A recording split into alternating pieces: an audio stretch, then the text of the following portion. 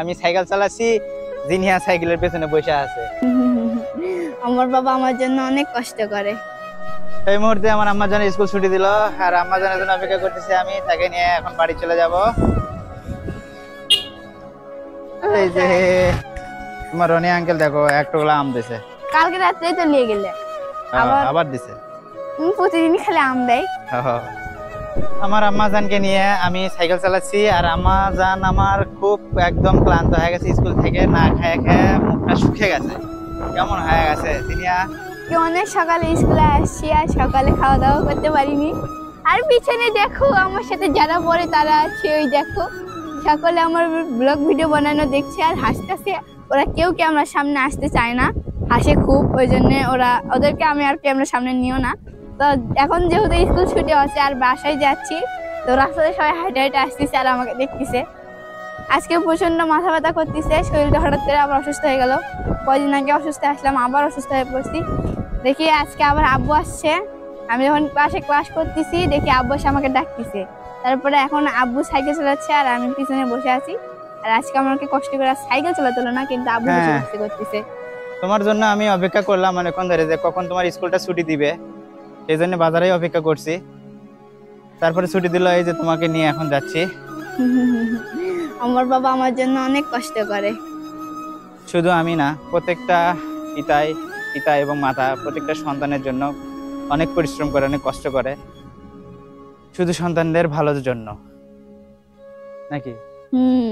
তো আজকে কয়েকদিন অসুস্থ থাকার পর যখন স্কুলে আসছি, অনেকে আমাকে দেখে বলতেছে এতদিন কেন আসনি।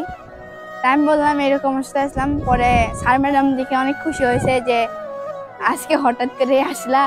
আমি বলছি হ্যাঁ আসলাম, কি আর করবো, সামনে আর কয়েকদিন পর পরীক্ষা, ঈদের পর থেকে আবার পরীক্ষা শুরু হবে। কয়েকদিন আগে পরীক্ষা হয়ে গেল, আবার পরীক্ষা শুরু, তাই আর মিস দিলাম না। কিন্তু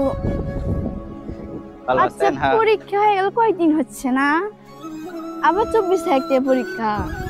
নানির বাড়িতে যাওয়া হলো না। নানির বাড়িতে যাওয়া হলো না, বিয়েও খাওয়া হলো না। দেখা যাক কি হয়। দেখা যাক। আমি তো আজকে যাই স্যারের কথা শুনে অবাক যে কুরবানি ঈদের পরেই পরীক্ষা শুরু, মাঝখানে মাত্র একটা মাস গেল, সামনের মাসে মানে আগামী মাসে পরীক্ষা শেষ হলো। আর এখন আকাশ অনেক মেঘলা, আকাশ থেকে ঘুরি ঘুরি বৃষ্টি পড়তেছে। আর বৃষ্টির ভিতরে আমরা রাস্তা যাচ্ছি, আর যাদের পল ধান লেড়ে দেওয়া আছে তারা এখন সেগুলো তুলতে ব্যস্ত। কেউ ধান জড়াচ্ছে, কেউ পল জড়াচ্ছে, আর আমরা রাস্তাতে যাচ্ছি। বাতাসের সঙ্গে বৃষ্টির পানিগুলা এসে আমাদের একদম মুখে লাগছে। আর এরকম একটা ওয়েদারে সাইকেলের পিছনে করে যাচ্ছি, অনেক ভালো লাগতেছে। আর আকাশটা অনেক মেঘলা, আকাশে মনে হচ্ছে মেঘে একদম ছেয়ে গেছে, বৃষ্টি আসবে অনেক জোরে, এখন আসলে হয়। কি সুন্দর, কি সুন্দর, কি সুন্দর ওয়েদার, সেই সুন্দর। আর দেখতে দেখতে আমরা আমাদের স্কুল থেকে মানে আমার স্কুল থেকে 2 কিলো রাস্তা চলে এসেছি, আর মাত্র 1 কিলো রাস্তা, তারপরে আমি আমার বাসায় পৌঁছাবো।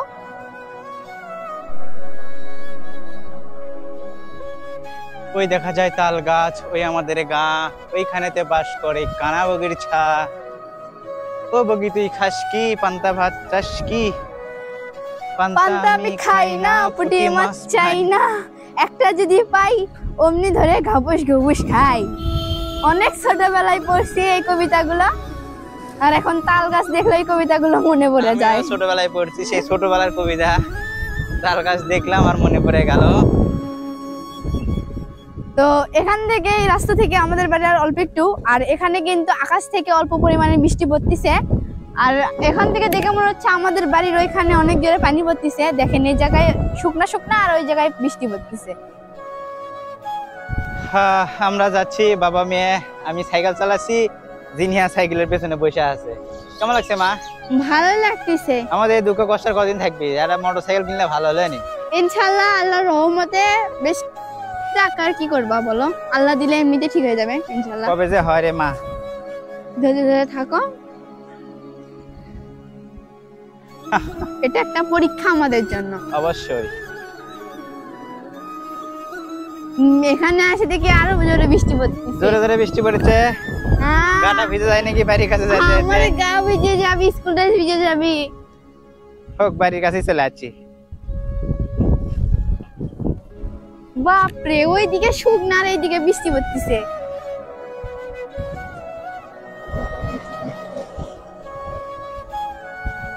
আমি বৃষ্টি ঝেপে ধান দেবো মেপে। ধানের মধ্যে পোকা, জামাই বাবু পোকা। এটা কি করলে তুমি? এটা একটা ছন্দ।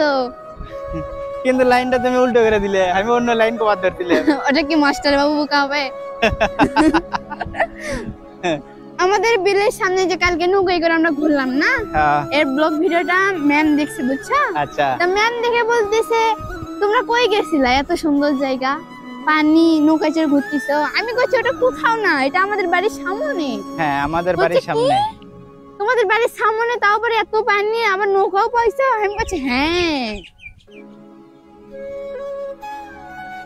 ভিজে গেছি পুরো। ভিজে গেলাম, পুরো ভিজে গেলাম। আমার তো এইদিকে রোদ, এইদিকে বৃষ্টি। বা এটা কি কি কয়, খ্যাকশিয়ালের বিয়ে হচ্ছে। রং ভেনে ওঠেনি অবশ্য, রং ভেনে উঠলে বোঝা যায়। রোদ আছে। আম্মু, আমি হাঁপাইয়া গেছি, মা খিদে লাগে গেছে। আমাকেও খিদে লাগছে। ও, বেলা হয়ে গেছে, এখন প্রায় 4টে বাজে। হ্যাঁ, ধরো বাড়ির কাছে চলে যাচ্ছি। আর এই জায়গায় এসে বৃষ্টি জোরে আসলো, একটু জোরে টানো, জোরে টানো। এমকে এমকে এমকে। এখন আমরা বৃষ্টিতে ভিজে ব্লগ করছি। আমাদের বাড়ির কাছে আসে আরো বেশি জোরে বৃষ্টি আসছে। বাড়ির কাছে এসে বেশি জোরে বৃষ্টি হচ্ছে, ভিজে যাবো প্রায়। সমস্যা নাই, যেহেতু বাড়ির কাছে যাচ্ছি, ভিজে গেলেও সমস্যা নাই।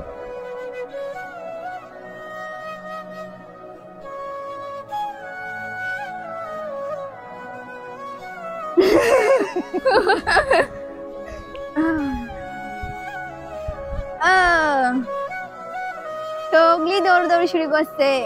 ক্যামেরাটা ভিজে গেল। থামাও থামাও থামাও, এত দেরিতেই প্রত্যেকদিন ছুটি দেয়। অনেক ক্লাস হয়, আমার পাটা ঝিনঝিন ধরে গেছে। Uncle, Roni uncle. এটা মাকে খাবার করলো, পাকা আম। এগুলো মাকে খাবার করলো, রাতের গুলো জেলে দিছিল, ওইগুলো মাকে খাবার করছে। এগুলো খাওয়া এখন। তো গাইস, দেখতে দেখতে এই বৃষ্টির মধ্যে ভিজে পড়ে আমরা এখন বাড়িতে এসে পড়েছি। সবাই ভালো থাকেন, আল্লাহ হাফেজ। সবাই ভালো থাকবেন, আল্লাহ হাফেজ।